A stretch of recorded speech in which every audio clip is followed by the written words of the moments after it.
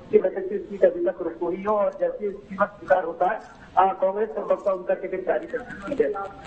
लेकिन एक सीट और ज्यादा चर्चित रही ग्वालियर में जो होल्ड पर थी, क्योंकि पूरे टिकट पहली सूची में कांग्रेस ने जारी कर दिए थे, तो उसके बाद ये ग्वालियर विधानसभा बचा हुआ था, जिस पर काफी चिंतन मंथन करने के बाद फाइनली से यही हुआ कि पुराने उम्मीदवार सुनील शर्मा को ही चुनाव मैदान में उतारा जाए। मंत्री प्रद्युम्न सिंह तोमर के खिलाफ पिछला चुनाव लड़े थे, जीत नहीं पाए थे। मेरे साथ खुद सुनील शर्मा है, मैं उनसे बात कर लेता हूँ, क्योंकि ये एक ऐसी चीज है जिस पर कांग्रेस ने काफी चिंतन मंथन किया और पहली सूची निकलने के बाद दूसरी सूची तक लगातार चर्चा होती रही, किसे उतारा जाए किसे उतारा जाए, क्योंकि लगातार इस सीट पर यह देखने में मिला कि मंत्री प्रद्युम्न सिंह तोमर के खिलाफ 8 से 10 कैंडिडेट कांग्रेस का टिकट मांग रहे थे।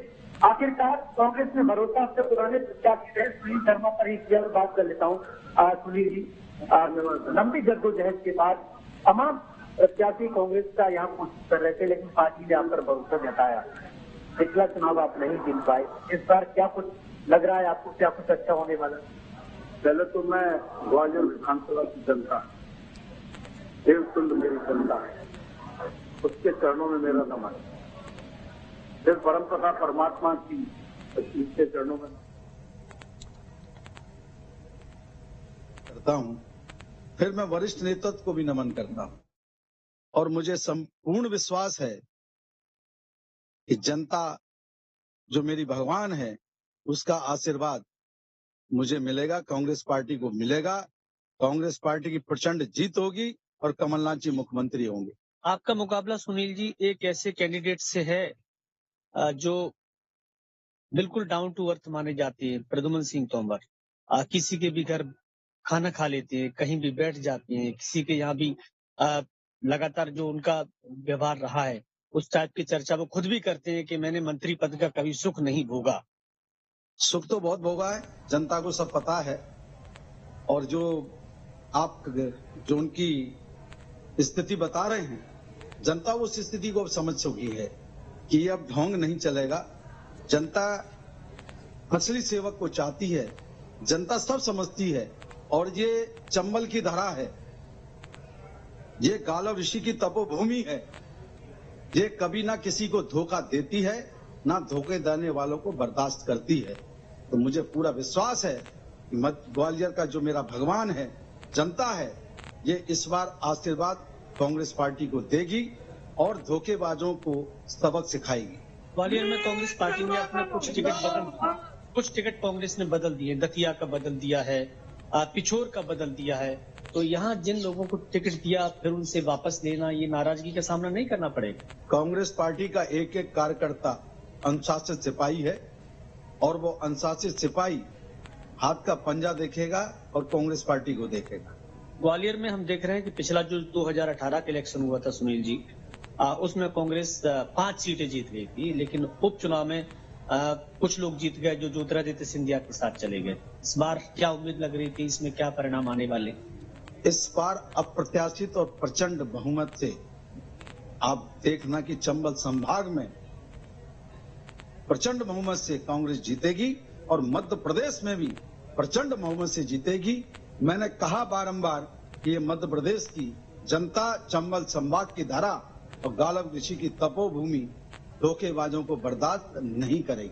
आपकी अपनी विधानसभा की बात करें तो मंत्री लगातार ये दावा करते हैं कि बड़े बड़े काम उन्होंने कराए हैं, चाहे वो मनोरंजनालय हो, चाहे एलिवेटेड रोड हो जिसका काम अभी चल रहा है, चाहे आपका सिविल हॉस्पिटल हो।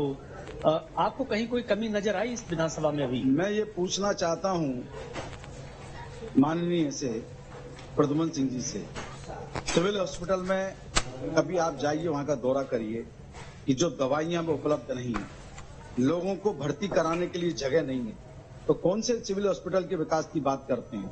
और फिर ये विकास तो अभी मात्र 3 साल पहले प्रद्युम्न सिंह जी कह रहे थे सब कांग्रेस पार्टी का विकास, और 3 साल में इनकी कथनी करनी। ठीक है, आपके पास मैं लौटूंगी। विनोद, आपके पास मैं लौटती हूँ। नीलम का रुख कर लेते हैं। नीलम हमारे साथ जुड़ गई हैं। नीलम, वजह क्या देखी जा रही है? क्योंकि मैं वजह समझना चाहूंगी। जो 6 विधायकों को टिकट, जिनके टिकट काटे गए हैं, इसके अलावा 3 प्रत्याशी ऐसे हैं जिनको टिकट देकर वापस बुला लिया गया है। उनको वापस क्यों लिया गया? टिकट क्यों काटे गए उन विधायकों के? वजह क्या सामने आ पा रही है?